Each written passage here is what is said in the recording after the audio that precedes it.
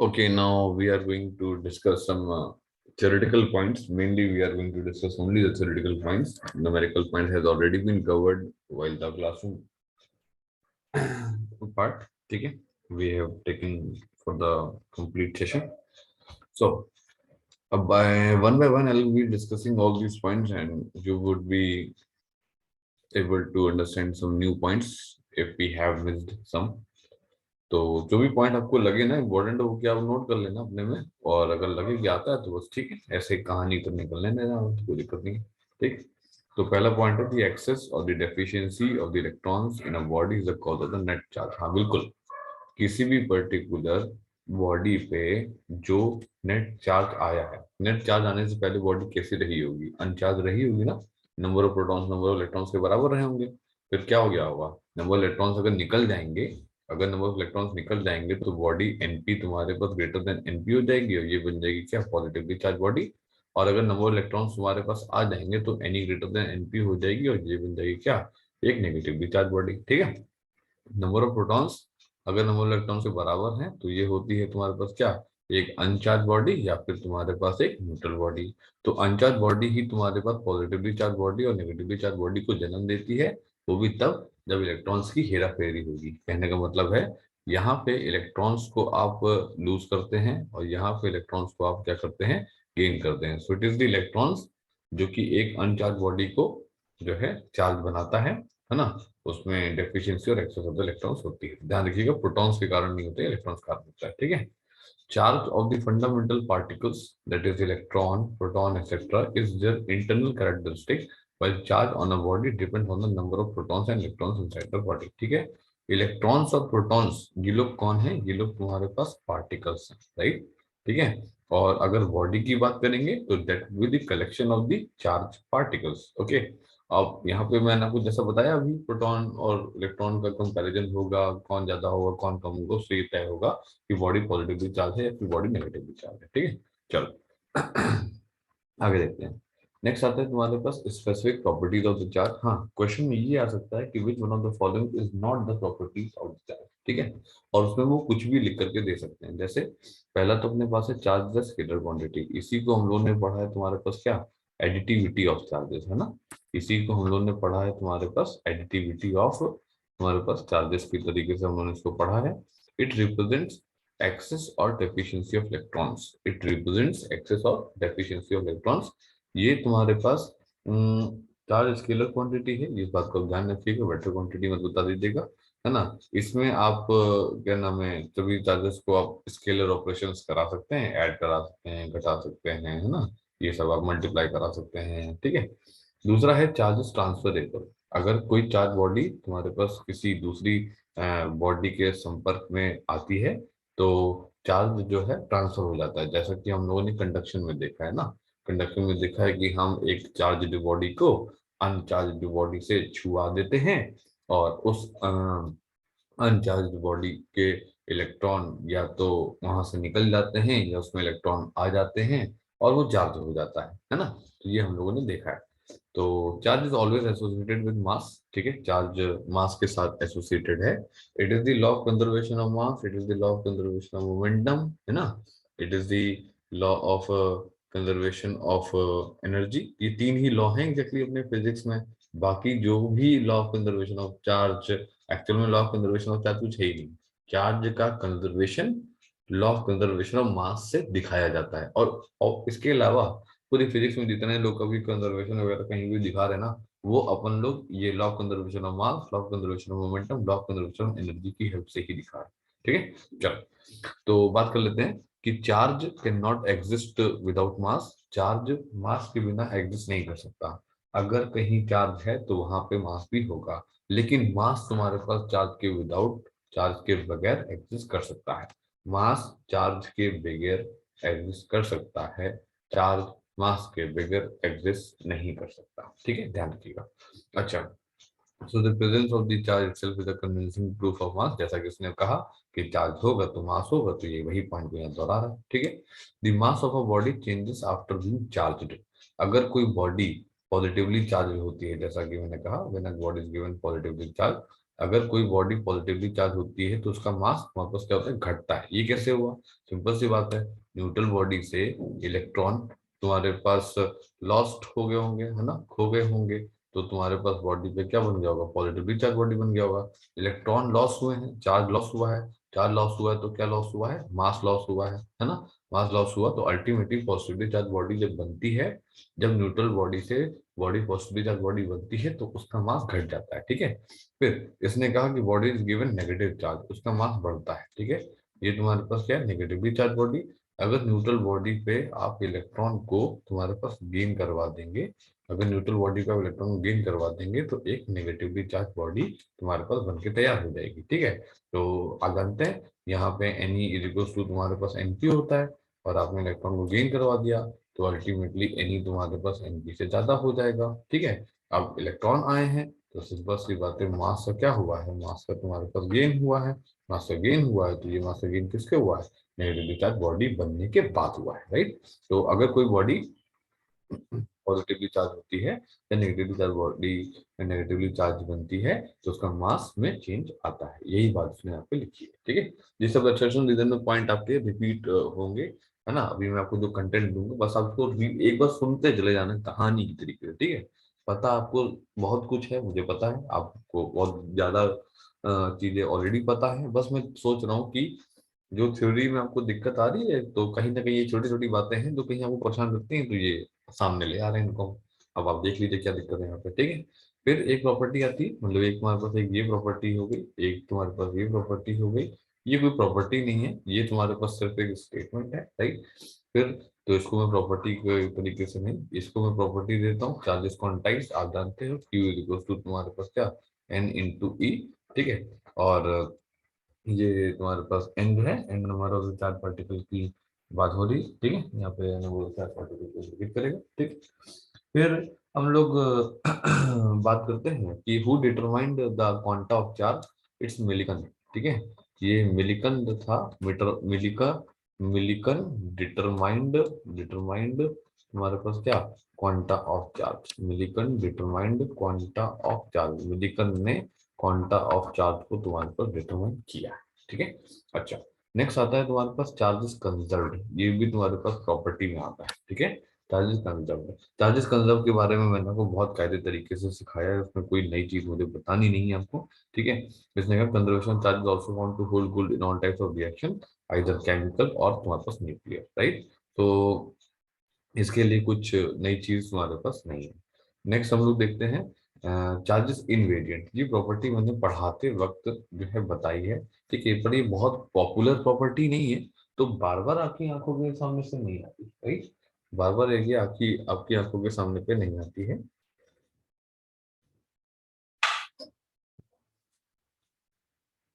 तो आपको बस ये ध्यान रखना कि जो चार्ज है ना वो तुम्हारे पास इनवेरिएंट, अब इस इनवेरिएंट चार्ज का मतलब क्या है, इसके अंदर कंटेंट बड़ा छुपा हुआ है यार, ठीक है। कि charge is independent of the frame of reference. देखो दो फ्रेम रेफरेंस होते हैं, एक होता है IFOR, initial frame of reference, इसको बोलते हैं तुम्हारे पास क्या, अनएक्सेलरेटेड फ्रेम ऑफ रेफरेंस। क्या बोलते हैं इसे बेटा, अनएक्सेलरेटेड फ्रेम ऑफ रेफरेंस। एक ऐसा फ्रेम ऑफ रेफरेंस जिसमें तुम्हारे पास एक्सेलरेशन जीरो हो। और इसमें एग्जाम्पल हम किसको लेते हैं, एग्जाम्पल लेते हैं हम लोग इसको अर्थ को, ठीक है। और दूसरा होता है तुम्हारे पास NI, तुम्हारे पास FOR। NI FOR कैसा होता है, ये होता है तुम्हारे पास एक्सेलरेटेड फ्रेम ऑफ रेफरेंस, ठीक है। एक्सेलरेटेड फ्रेम ऑफ रेफरेंस का मतलब ये हुआ कि एक्सेलरेशन जीरो नहीं होगा, सिंपल से होता है, एक्सेलरेशन होगा तो जीरो नहीं हो सकता है ना। तो अब जैसे मान लो कि कोई जगह है, अब मान लो कोई कार है और वो कार एक्सेलरेट मार रही है, तो वहां से तो अगर तुम कोई बात करोगे बैठ करके तो तुम एक NIFOR, non initial frame of reference से बात कर रहे हो, ठीक है। इसने क्या बोला, इसने कहा हमको बताओ, पहले चार्ज को बताओ। तो चार्ज ने कहा कि charge is independent of the frame of reference, charge on a body does not change whether whatever its speed, उसकी स्पीड कुछ भी हो, बॉडी पे चार्ज तो चेंज नहीं होगा, ठीक है। ये एक्सट्रैक्शन रीजन में सारे पॉइंट, सारे जितने भी मैं यहाँ बोल रहा हूँ, ये एक्सट्रैक्शन रीजन में कहीं ना कहीं आपके सामने, आपका इनसे जरूर सामना हो सकता है, ठीक है ना। तो ध्यान दीजिएगा इनको कि चार्ज जो है ये मेरे ख्याल से वेरी इंपॉर्टेंट पॉइंट की कैटेगरी में मैं डालना चाहूंगा कि काफी जो है इंपॉर्टेंट यहाँ पे है ये। Charge is independent of the frame of reference, charge on body does not change what ever भी, इसकी स्पीड कुछ भी हो, चार्ज तुम्हारे पास बॉडी पे जो है वो चेंज नहीं होगा। ठीक है, अब देखो जरा, यहाँ पे इसने क्या बोला कि अगर मान लो कोई तुम्हारे पास चार्ज जीरो पे है, अच्छा कोई बॉडी जब जीरो पे होती है ना तो वो बॉडी होती है स्टैटिक इक्विलिब्रियम पे। कोई बॉडी की जब वेलोसिटी तुम्हारे पास जीरो होती है तब वो बॉडी तुम्हारे पास स्टैटिक इक्विलिब्रियम पे होती है। जब कोई बॉडी तुम्हारे पास होती है कांस्टेंट वेलोसिटी बिना, तो वो होती है तुम्हारे पास जो है डायनेमिक इक्विलिब्रियम पे होती है। किस पे होती है वो? डायनेमिक इक्विलिब्रियम पे होती है। तो वेलोसिटी कांस्टेंट जीरो है, मतलब वेलोसिटी रेस्ट पे है, वेलोसिटी कांस्टेंट है। अगर रेस्ट पे देखा जाए तो ओनली तुम्हारे पास इलेक्ट्रिक फील्ड, ठीक है। और अगर क्या नाम है जो है कांस्टेंट वेलोसिटी पे देखा जाए तो इलेक्ट्रिक फील्ड भी और तुम्हारे पास जो है मैग्नेटिक फील्ड भी, ठीक है। बट कोई तुम्हारे पास रेडिएशन नहीं होगा। अगर वेलोसिटी कांस्टेंट नहीं है, अगर वेलोसिटी कांस्टेंट नहीं है, टाइम वेरिंग का सिंपल सा मतलब है कि change velocity changing with respect to time, that means तुम्हारे पास एक्सेलरेशन, तो तुम्हारे पास इलेक्ट्रिक फील्ड और मैग्नेटिक फील्ड तो बनाएगा ही बनाएगा और एनर्जी को भी रेडिएट करेगा। ठीक है, इस पॉइंट को जरा ध्यान दिया जाए। यदि कोई charge particle state of the rest पे है तो ओनली इलेक्ट्रिक फील्ड, यदि कोई चार्ज पार्टिकल तुम्हारे पास कांस्टेंट वेलोसिटी से है तो बहुत इलेक्ट्रिक फील्ड है, मैग्नेटिक फील्ड। यदि कोई चार्ज पार्टिकल तुम्हारे पास एक्सेलरेटेड पे है, मतलब यहाँ पे एक्सेलरेशन कितना होगा, यहाँ पे एक्सेलरेशन हो गया तुम्हारे पास कितना, जीरो। यहाँ पे एक्सेलरेशन कितना हो गया, जीरो। हमने तो यही सुनना है कि एक्सेलरेशन जीरो होता है दो तरीके से होता है ना, यदि कोई बॉडी रेस्ट पे हो तब भी एक्सेलरेशन जीरो, यदि कोई बॉडी कांस्टेंट वेलोसिटी से होगी तब भी एक्सेलरेशन जीरो। यदि कोई बॉडी कोई एक्सप्रेशन जहाँ पे जीरो होगा तो वहाँ पर स्टैटिक इक्विलिब्रियम पे है, अगर बॉडी रेस्ट पे है। और कोई बॉडी का एक्सप्रेशन जीरो है तो डायनामिक इक्विलिब्रियम पे है, अगर वेलोसिटी वहाँ पर क्या है, कांस्टेंट है। और अगर वेलोसिटी कांस्टेंट नहीं है, एक्सेलरेशन वहाँ पे होगा, ठीक है, तो तुम्हारे पास एनर्जी भी रेडिएट करेगी। एक्सेलरेशन रीजन के लिए काफी इंपॉर्टेंट पॉइंट है। ठीक है,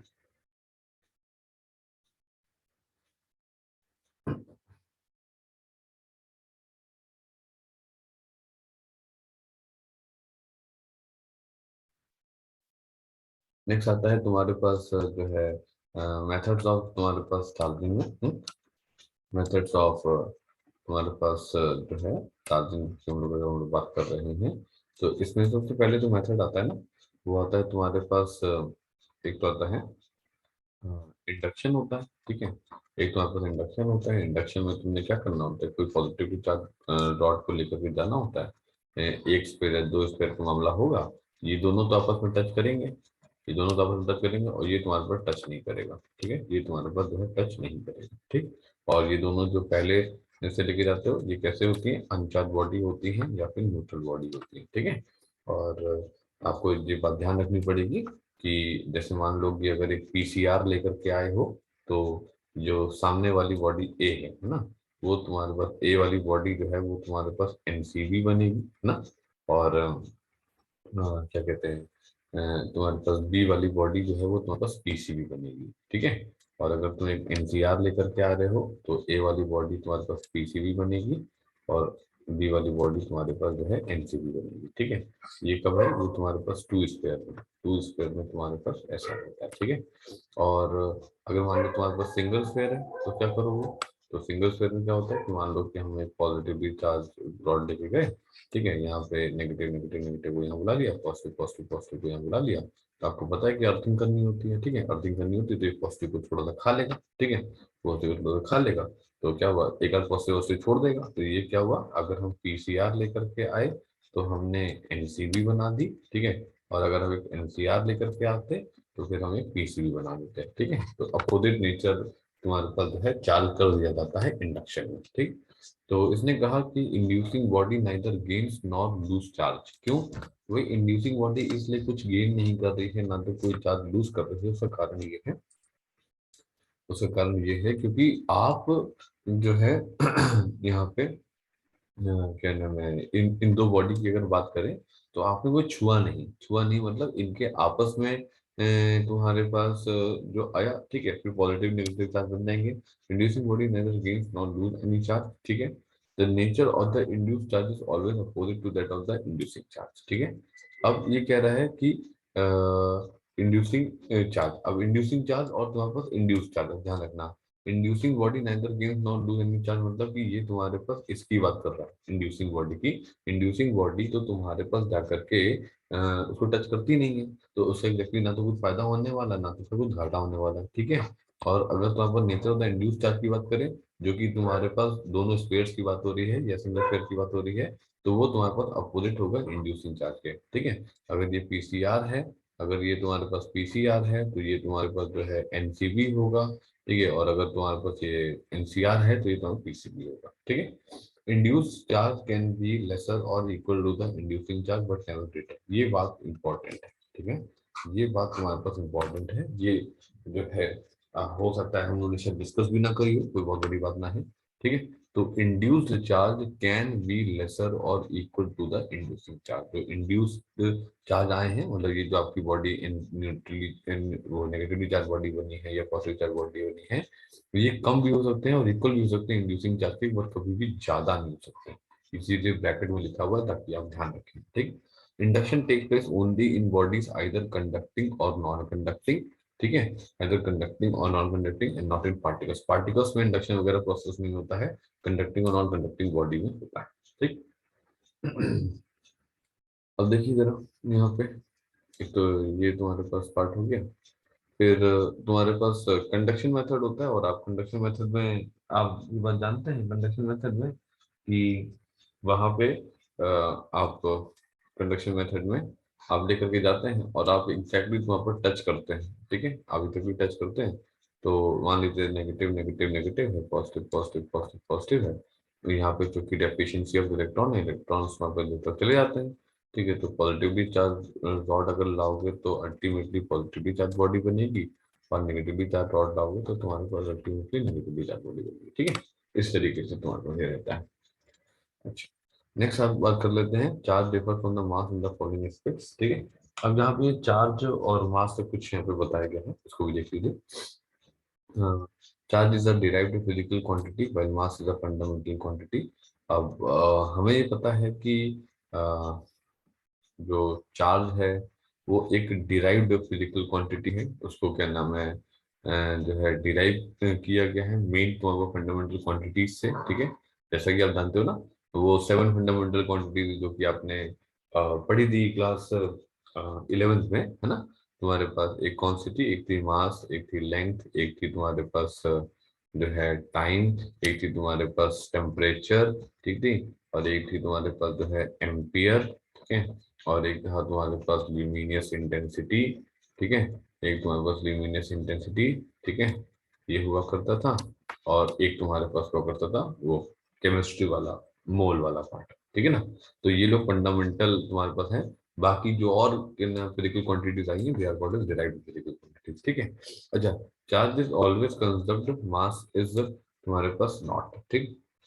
तो देखो ये कह रहा है कि मास कंजर्वेशन की कुछ जो नॉट कंजर्वेशन की बता रहा है, वो ये बता रहा है कि रॉकेट वाले प्रॉब्लम में ऐसा कुछ होता है, लेकिन अभी उसका आपको रॉकेट वाले पार्ट में तो कुछ ध्यान देना नहीं, तो आप ये ध्यान दें कि चार्ज तो हमेशा कंजर्व होता ही होता है, ठीक है।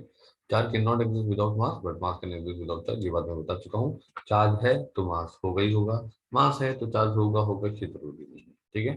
Charge can go two types, ठीक, but mass is only one type. Charge दो तरीके के होते हैं, पॉजिटिव और नेगेटिव चार्ज, ठीक है। अब आपको कहोगे न्यूट्रल चार्ज भी तो होता है, हाँ न्यूट्रल चार्ज होता है, न्यूट्रल चार्ज की बात नहीं कर रहे हैं, यहाँ पोलैरिटीज की बात कर रहे हैं। तो चार्ज दो तरीके का होता है और मास हमारे पास सिर्फ और सिर्फ एक तरीके का होता है, जो कि पॉजिटिव है, ठीक। नेगेटिव मास एग्जैक्टली नहीं होता। अगला देखते हैं। हाँ, ये बहुत इंपॉर्टेंट पॉइंट है, बहुत छोटा पॉइंट है पर बड़ा इंपॉर्टेंट पॉइंट है। इसने क्या बताया कि true test of electrification is repulsion not attraction, as attraction can take place between a charged and uncharged body, ठीक है। किसी पॉजिटिवली चार्ज डॉट को लेकर के जाओगे, एक अनचार्ज्ड बॉडी के पास लेकर के जाओगे, तो तुम्हारे पास अट्रैक्शन हो सकता ठीक है ना। और दो सिमिलरली चार्ज बॉडीज के बीच में तुम्हारे पास जो है अट्रैक्शन पॉसिबल है। और आपको भी ये कैसे व्यक्ति पॉसिबल है, ये पॉसिबल होता है जब एक पॉटी बहुत बड़ी ले ली जाए और जब एक पॉटी बहुत छोटी ले ली जाए, ठीक है, ऐसा होता है। अब जो कि हाईली डीप थ्योरेटिकल है तो उसमें बहुत नहीं घुसना है, बस आप इतना ध्यान रख लो true test of electrification repulsion होता है, ना कि तुम्हारे पास अट्रैक्शन होता है। ठीक है, अब ऐसा मुझे लग रहा है कि एनसीईआरटी वगैरह में खोद खोद करके एक एक लाइन निकालेंगे ना, तो ये बात वो निकाल सकते हैं कि true test of electrification is repulsion, attraction, both, none of these, है ना, तो इट्स रिपल्शन। ठीक है, नॉट द अट्रैक्शन। अच्छा, और अ नॉन रिलेटिविस्टिक तुम्हारे पास, ठीक है, एक होती है equation m is equal to तुम्हारे पास m naught under root of तुम्हारे पास कितना 1 माइनस तुम्हारे पास v square upon c square. ठीक है, अगर तुम्हारे पास v जो है c के बराबर हो गया तो m की वैल्यू हो जाएगी तुम्हारे पास 0, और ये m नॉट जो है ना, इसको बोलते हैं तुम्हारे पास रेस्ट मास। एक्चुअल में क्या होना है, ये रिलेटिविस्टिक मैकेनिक्स जब आप आगे आने वाले समय में पढ़ोगे ना, आने वाले समय मतलब ग्रेजुएशन वगैरह में ना, बीटेक में या बीएससी वगैरह में, या जो भी कुछ करते हो यार आगे फिजिक्स लेते हो तो, है ना, तो यदि उसमें पढ़ोगे ना तो ये M equals to M naught root over minus V square upon C square तो पढ़ाया जाएगा। ठीक है, अब जो कि यहाँ से पहले बोल दिया नॉन रिलेटिविस्टिक, नॉन रिलेटिविस्टिक का मतलब होगी क्या, वी तुम्हारे पास सी से बहुत ही कम होगी।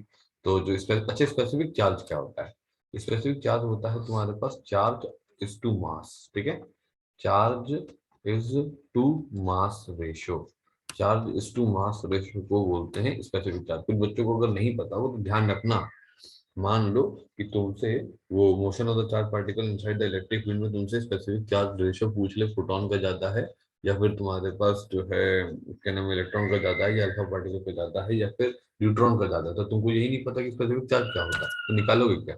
ठीक है, charge is to mass ratio of that particular particle is the specific charge, right. अच्छा, चार्ज कैन बी डिटेक्टेड और measured with the help of gold leaf electroscope, electrometer and voltmeter। Gold leaf electroscope के बारे में मैंने पढ़ाया था। ठीक है, बहुत पॉपुलर टॉपिक नहीं है, एग्जाम में बहुत पॉपुलर नहीं है, बहुत नहीं आता है, लेकिन हाँ उससे छोटी बात पूछ सकते हैं कि चार कैन डिटेक्टेड और measured with the help of gold leaf electroscope, electrometer और वोल्टामीटर। ठीक है, ये ध्यान रखिएगा। अच्छा, नेक्स्ट आते हैं फिर तुम्हारे पास जो है कूलम्स लॉ को लेकर के। ठीक है, कूलम्स लॉ को लेकर के देखते हैं कि यहाँ पे क्या मुख्य बातें यहाँ पे बताई गई हैं। अब नेक्स्ट आता है this law is analogous to Newton law of gravitation. पता है हमको, ये तो हमको भी पता है कि ये तुम्हारे पास जो है काफी सिमिलर है ना। एफ इज इक्वल टू तुम्हारे पास जो है के क्यू वन तुम्हारे पास क्यू टू अपॉन तुम्हारे पास R square, and F G is equal to तुम्हारे जी तुम्हारे पास M one M two upon तुम्हारे पास आर स्क्वायर। ठीक है, और के को अपन लोग के की वैल्यू होती है, के का वैल्यू होती है 1 अपॉन तुम्हारे पास 4 पाई एप्सिलॉन नॉट। ठीक है, 9 इंटू तुम्हारे पास 10 की पावर 9, और ये होती है कितना, ये होता है ये होता है 6.67 इंटू 10 की पावर कितना माइनस तुम्हारे पास 11 होता है। ठीक है, 6.67 इंटू 10 की पावर माइनस 11 वैल्यू तुम्हारे पास ये होती है। ठीक है, हालांकि अब आपको ये बहुत ज्यादा इस्तेमाल नहीं आएगी क्योंकि उसके क्वेश्चन नहीं आएंगे, ज्यादा जी ही आएगा। ठीक है, तो उसको आप सॉल्व कर सकते हैं। ठीक है, और m1 m2 मास है ना, हमेशा पॉजिटिव ही रहेंगे। ठीक है, तो फोर्स ऑफ ग्रेविटेशन हमेशा तुम्हारे पास कैसा रहता है, हमेशा तुम्हारे पास अट्रैक्टिव रहता है। ठीक है, और जैसा कि यहाँ पे लिखा भी हुआ, electric force can be attractive और repulsive but the gravitational force is only attractive in nature. ठीक है, अच्छा, electric force between the two charge particle much stronger than the gravitational force. ध्यान रखना कि एफ ई जो होता है वो एफ जी से बहुत बहुत बहुत ज्यादा होता है। ठीक है, consequently F G is neglected when both F E and F G are present. ठीक है, कोई बात नहीं है, जब हो ही इतने कम तो फिर क्या ही गलती करेंगे। Electric force depends upon the nature of the medium between the charges while the gravitational force does not. ठीक है, m1 और m2 के बीच में क्या मीडियम है इस बात से फर्क नहीं पड़ता, लेकिन q1 और q2 के बीच में क्या मीडियम है इस बात से तो फर्क फर्क पड़ता है। ठीक है, और एफ ई की वैल्यू 1 अपॉन तुम्हारे पास 4 पाई epsilon not Q1 Q2 upon तुम्हारे पास आर स्क्वायर 1 अपॉन तुम्हारे पास कैपिटल Q। ठीक है, अच्छा, नेक्स्ट हम लोग बात कर लेते हैं तुम्हारे पास the force is conservative, electrostatic force is conservative in nature. Conservative की कैटेगरी में कौन आता है, तुमने क्लास 11 में पढ़ा था। एक तो आता है तुम्हारे पास ग्रेविटेशनल फोर्स। ठीक है, एक आता है तुम्हारे पास जो है ग्रेविटेशनल फोर्स आता है। ठीक है, और एक आता है तुम्हारे पास जो है स्प्रिंग फोर्स।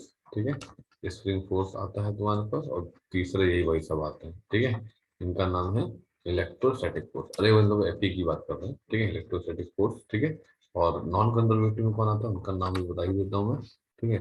इसमें आते हैं तुम्हारे पास क्या, फ्रिक्शन फोर्स, ठीक है, फ्रिक्शन फोर्स आते हैं। और इसमें आते हैं तुम्हारे पास जो है विस्कस फोर्स, ठीक है। तो मुख्य तौर पे जो आपके सिलेबस में आपको जो पढ़ने पड़ते हैं यूजुअली, वो यही है सारे के सारे, ठीक है। कौन से, तुम्हारे पास नॉन कंजर्वेटिव फोर्स और तुम्हारे पास जो है कंजर्वेटिव फोर्स, ठीक। अच्छा तो जैसा कि बताया मैंने, the force is conservative, the work done in moving a point charge around the close path. अगर एक तुम्हारे पास पॉजिटिव चार्ज है, ठीक है, और ये तुम्हारे पास एक नेगेटिव चार्ज है, और ये तुम्हारे पास गोल चक्कर लगवाना है तुमने, ठीक है, around the close path under the action of the coulomb force is zero. तो ये सेंट्रीपिटल फोर्स जो होगा ना, इलेक्ट्रोस्टैटिक फोर्स होगा।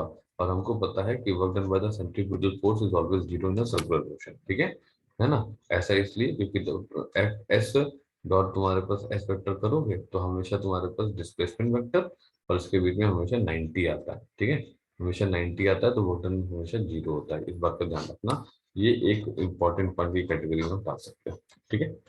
बाकी कई पॉइंट तो आपको देखिए पता है, उसका ज्यादा टेंशन ना लीजिएगा, सुन लीजिएगा एक बार के लिए, रिकैप हो जाएगा, बढ़िया रहेगा, ठीक है।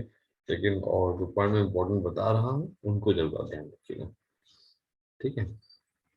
अगला, electric force between the two charges does not depend upon the neighboring charges. Electric force दो चार्ज के बीच में तुम्हारे पास जो है मीडियम पे डिपेंड नहीं करता, ठीक है। और पॉइंट चार्ज के लिए एप्लीकेबल होता है, स्टेशनरी पॉइंट चार्ज के लिए एप्लीकेबल होता है, आजू बाजू कौन बैठा है उससे मतलब नहीं है। दो चार्ज जब आपस में बात कर रहे होंगे, दो बड़े लोग जब आपस में बात कर रहे होंगे, छोटे बच्चे नहीं बोलेंगे, ठीक। दो चार्ज जब आपस में इलेक्ट्रिक फोर्स लगा रहे होंगे, आजू बाजू का कोई चार्ज बीच में जो है इंटरफेरेंस नहीं करना चाहिए, ठीक। क्या करेगा, वो करेगा ही नहीं, ठीक है।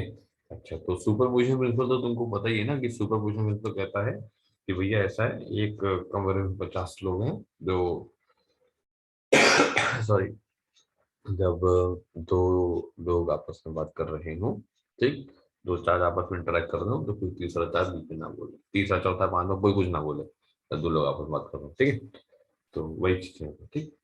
So the net Coulomb force between two charged particles in the free space and internet filling medium R, this है ना। और ये तुम्हारे पास, ये तो तुमको पता ही है कि F1 F dash D1 F not कितना के और तुम्हारे पास कितना है करंट R, ठीक है।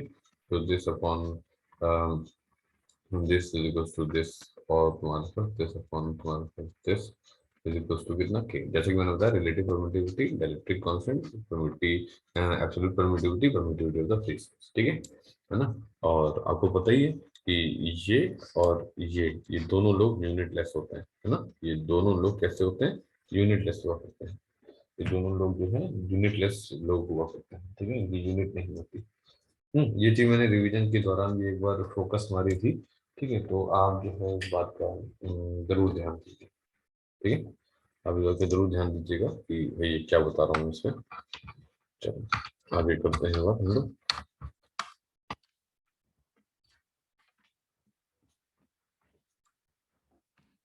नेक्स्ट है तुम्हारे पास क्या, कि dielectric constant of a medium is numerically equal to the ratio of the force of the two point charges in free space to that charge, ठीक है। ये तो है, ये तुम्हारा फ्री स्पेस का है, ये तुम्हारा फ्री स्पेस का है, और ये तुम्हारे पास मीडियम वाला है, ठीक। फ्री स्पेस का है, ये तुम्हारे पास जो है मीडियम वाला, ठीक।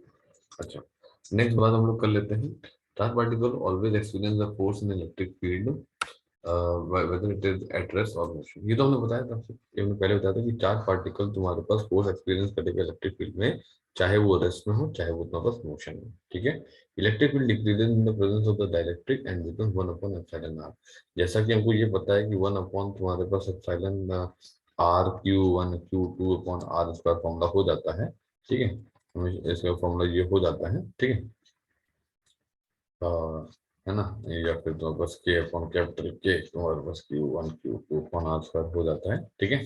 तो ऐसा है कि क्या नाम है, इलेक्ट्रिक फील्ड भी डायलेक्ट्रिक की प्रेजेंस से जो है इफेक्ट होती है। भाई फोर्स हुआ ना, ये तो फोर्स हुआ तुम्हारे पास, ठीक है। इलेक्ट्रिक फील्ड भी होती है, तो इलेक्ट्रिक फील्ड को तो भी हम लिखते हैं ना 1/4 pi epsilon not Q upon तुम्हारे पास आर स्क्वायर, तो हम लोग लिख सकते हैं 1/4 pi epsilon naught epsilon R तुम्हारे पास Q upon R square and we can write 1 upon 4 pi तुम्हारे पास epsilon Q upon 1 plus R square. So it is the absolute permittivity. ये absolute permittivity होती है, ठीक है। अच्छा, नेक्स्ट आता है ये तो इसका ध्यान रखिएगा कि इलेक्ट्रिक फील्ड डिक्रीज है, इलेक्ट्रिक फील्ड डिक्रीज करेगी अगर तुमने कोई डाइलेक्ट्रिक मीडियम लगा दिया है तो, ठीक है। जैसे जैसे ये पॉइंट बहुत डिस्कस नहीं हुआ है, मुझे लगता नहीं कि शायद एक बार डिस्कस होने के बाद कभी दोबारा डिस्कस हुआ भी होगा, ठीक है, क्योंकि आए ही नहीं इतना सामने, ठीक है।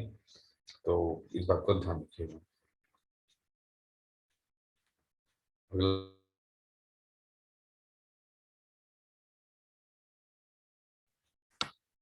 अगला पॉइंट देख लीजिए क्या कह रहा है कि अब फील्ड लाइन्स के बारे में कुछ बात आ गई है, ठीक है। अब देख लेते हैं। अब ये क्या होना है, ये फील्ड लाइन है। Field line in electric field एक इमेजिनरी लाइन है, पहली बात तो ये कोई रियल लाइन नहीं है, ठीक है। ये कुछ इस तरीके से बनाती है, that is direction at any point the direction of its tangent is same as the direction of field at that point. ध्यान रखना, not the magnitude, not the magnitude, magnitude नहीं बताता है टेंजेंट।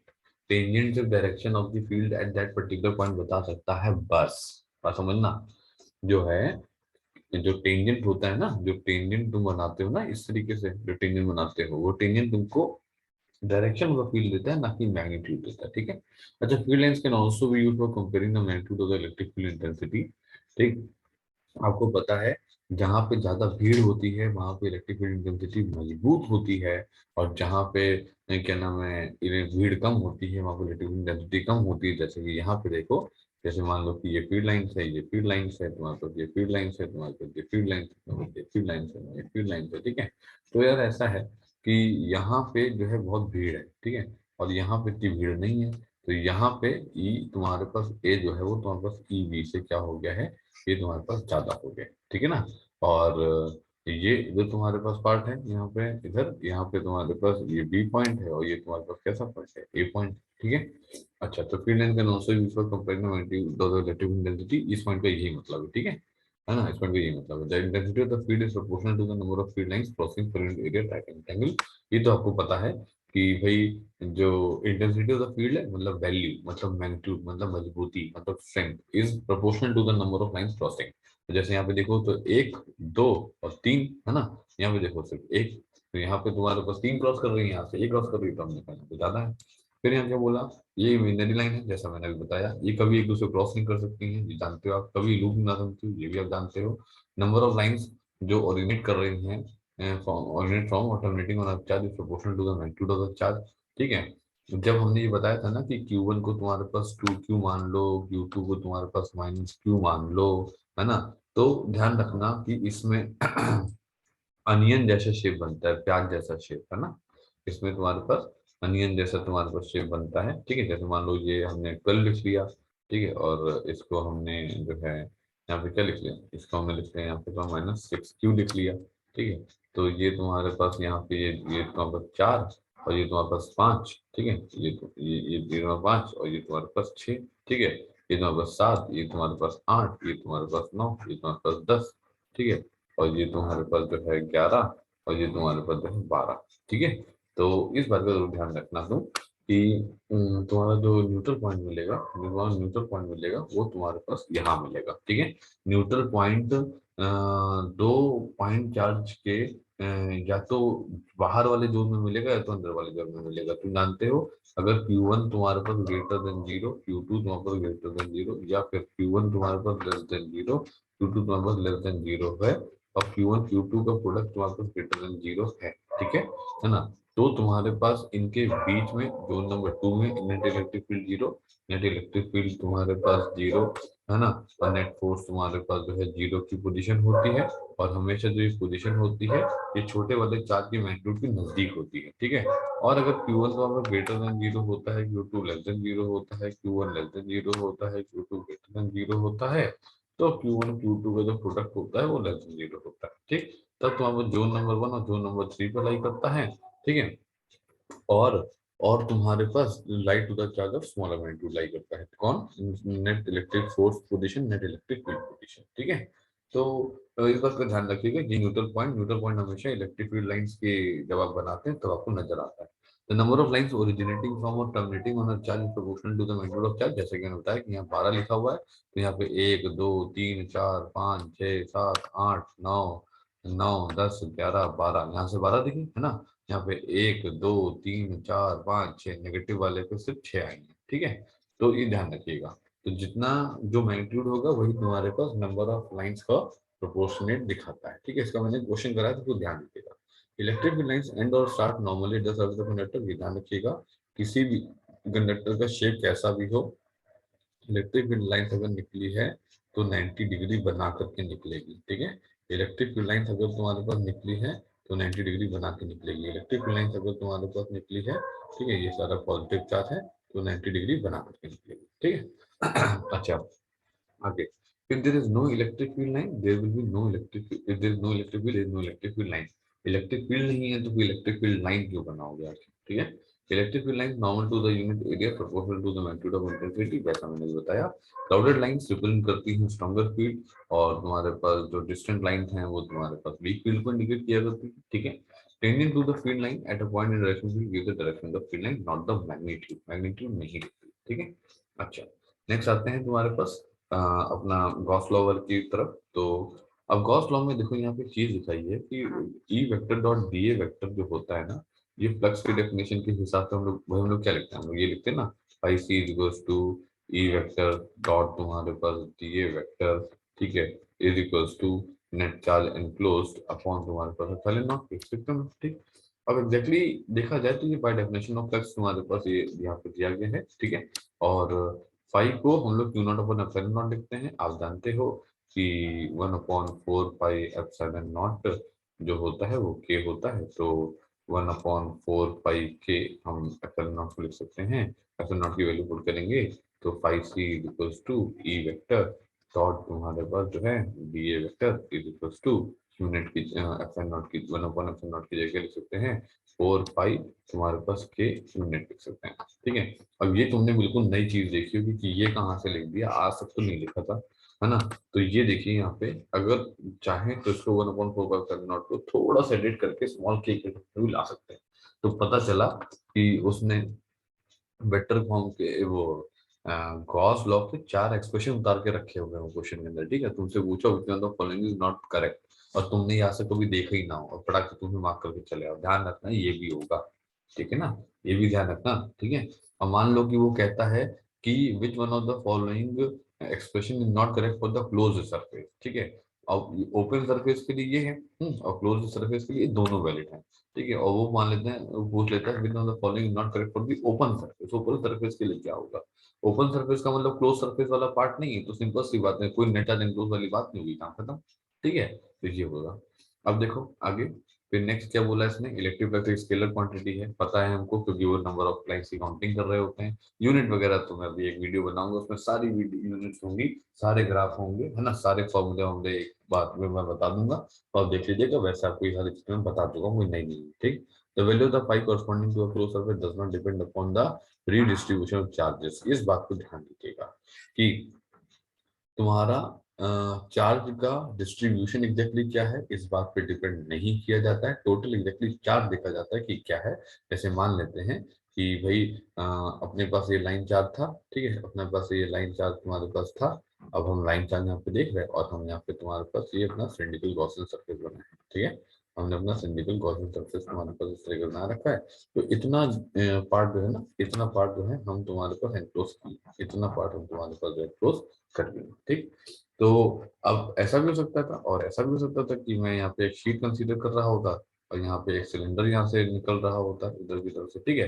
तो यहाँ पे तो ये शीट चार्ज है और ये लाइन चार्ज है, तो उससे distribution of the charge line charge है कि शीट चार्ज है कि इससे फर्क नहीं पड़ता, ठीक है। And the distance between them inside the close charge. अब ये तुम्हारे पास चार्ज 2q है, ये -1 q है। अब -q यहाँ बैठे, चाहे -q यहाँ बैठे, चाहे -q यहाँ बैठे, तो आपसे क्या फर्क पड़ता है, कोई फर्क नहीं पड़ता, ठीक है। तो ध्यान दीजिएगा।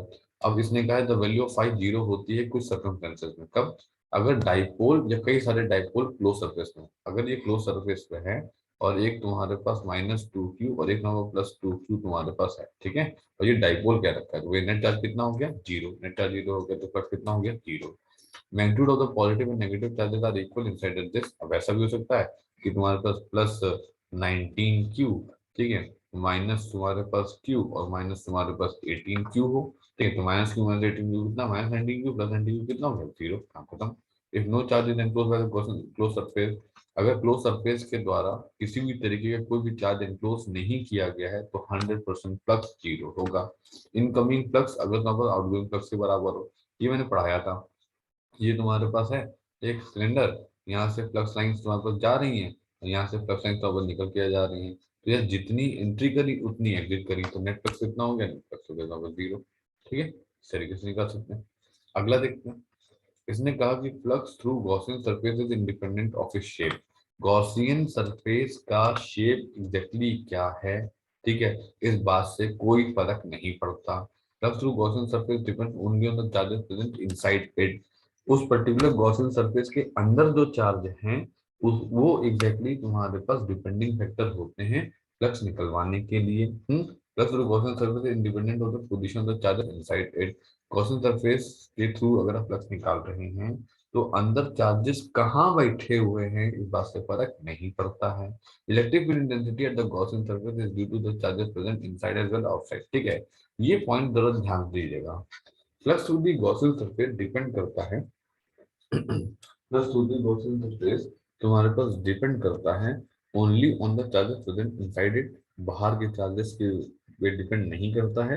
लेकिन इलेक्ट्रिक फील्ड इंटेंसिटी जो तुम्हारे पास है ना at the Gaussian surface is due to the all the charges present inside as well as outside. Electric intensity तुम्हारे पास बाहर जो है और अंदर जो है उन दोनों की वजह से एग्जैक्टली तुम्हारे पास करेगी। ऐसा एग्जैक्टली कैसे हो सकता है, जब अगर आप स्फेरिकल शेल पढ़े हो, ठीक है, तो स्फेरिकल शेल की वजह से आप जानते हैं कि अंदर कौन सा चार्ज है और बाहर एग्जैक्टली कौन सा चार्ज है, उसकी वजह से तुम्हारे पास फर्क पड़ता है, लेकिन फ्लक्स से फर्क नहीं पड़ता, ठीक। In a close surface incoming flux is taken as negative while the outgoing flux is taken positive. ये बहुत नॉर्मल सी बात है, ठीक है। In a Gaussian surface phi is equals to 0 does not imply E0 but E is equals to 0 implies phi is equal to 0। ये कैसे exactly हो गया ये मैं अभी आपको दिखाता हूँ, ठीक है, आने वाले पॉइंट में मैं यहाँ दिखाता हूँ। देखिए, अगर इलेक्ट्रिक फील्ड 0 है तो phi is equals to E vector dot D vector लिखोगे। E 0 है तो phi तुम्हारे पास कितना हो गया, 0 हो गया। phi 0 हो गया तो net charge enclosed in the Gaussian surface 0 हो जाएगा। लेकिन अगर चार्ज तुम्हारे पास 0 है, ठीक है, लेकिन अगर चार्ज तुम्हारे पास 0 है, ई वेक्टर डॉट डी वेक्टर 0 है, तो हो सकता है ई 0 हो सकता है 0 ना हो। ऐसा कैसे हो सकता है, ई तुम्हारे पास डी ए कॉस थीटा भी तो लिखते हो ना, ठीक है। अब तुम्हारे पास डी ए तो 0 होगा नहीं। अब या तो तुम थीटा को तुम्हारे पास 90 रखोगे, है ना, तो तुम्हारे पास फ्लक्स 0 हो जाए, या तो तुम ई को तुम्हारे पास 0 रखोगे तो तुम्हारे पास फ्लक्स 0 हो जाए।